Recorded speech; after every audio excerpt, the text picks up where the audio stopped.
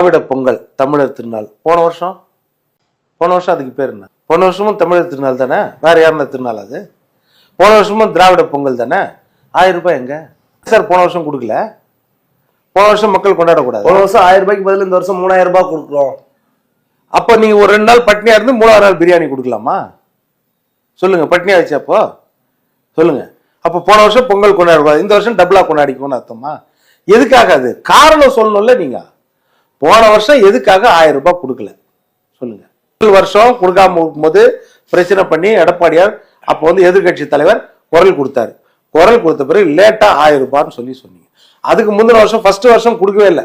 10 வருஷம் என்ன செய்தீங்க? 20 பொருள் 21 பொருள்னு வெள்ளம்லாம் என்னது உருகின வெள்ளம் கொடுத்தாங்களா இல்லையா? எந்த அளவுக்கு பிரச்சனை ஆயிடுச்சு? பள்ளி இருந்துச்சான்னு ஒரு கேள்வி வந்துச்சு இல்ல, எவ்வளவு பிரச்சனை ஆயிடுச்சு. அப்போ அடுத்த வருஷம் என்னது 1000 ரூபாய் கொடுக்கல. அப்போ எடப்பாடியார் சொன்ன பிறகு லேட்டா 1000 ரூபாய் கொடுத்தாங்க. கரும்பு கொடுக்காம பொங்கல் பறிச்சு கொடுக்குறேன்னாங்க. அப்போ எடப்பாடி பழனிசாமியா சொன்னார், கரும்பு இல்லாத பொங்கல் எந்த ஊர்லயா இருக்கும்? சொன்ன பிறகு லேட் பர்ச்சேஸ் பண்ணும்போது என்னது வெளி மாநிலங்களை பர்ச்சேஸ் பண்ண வேண்டியதாயிடுச்சு. எவ்வளவு குளறுபடிகள் வந்துச்சு. அப்ப பாத்தீங்களா 2 தடவை கொடுத்தாச்சு. 4வது வருஷம் மறுபடியும் கொடுக்கல. ஆனா போன வருஷம் 1000 ரூபாய் கொடுக்கல. காரணம் என்ன சார் 1000 ரூபாய் கொடுக்கலன்னு? இப்போ உங்களுக்கு தெரியுமா காரணம்? நீங்களும் பத்திரிகையாளர், ஊடகவியாளர். காரணம் என்ன? நிதிநிலை நெருக்கடி. 1000 ரூபாய் கொடுக்கல போன வருஷம். ரைட்டா? நியாயமா சொன்னீங்க. இப்போ நிதி அதிகமாயிடுச்சா? வருவாய் அதிகமாயிடுச்சா?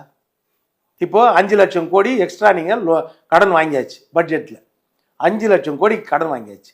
கிட்டத்தட்ட 80,000 கோடி வந்து ஆண்டுக்கு வட்டியே கட்ட வேண்டியது இருக்குது. சரியா?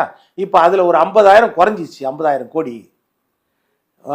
உள்நாட்டு உற்பத்தி பெருகிருச்சு, வருவாய் பெருகிருச்சு, பட்ஜெட் பற்றாக்குறை குறைஞ்சிருச்சு.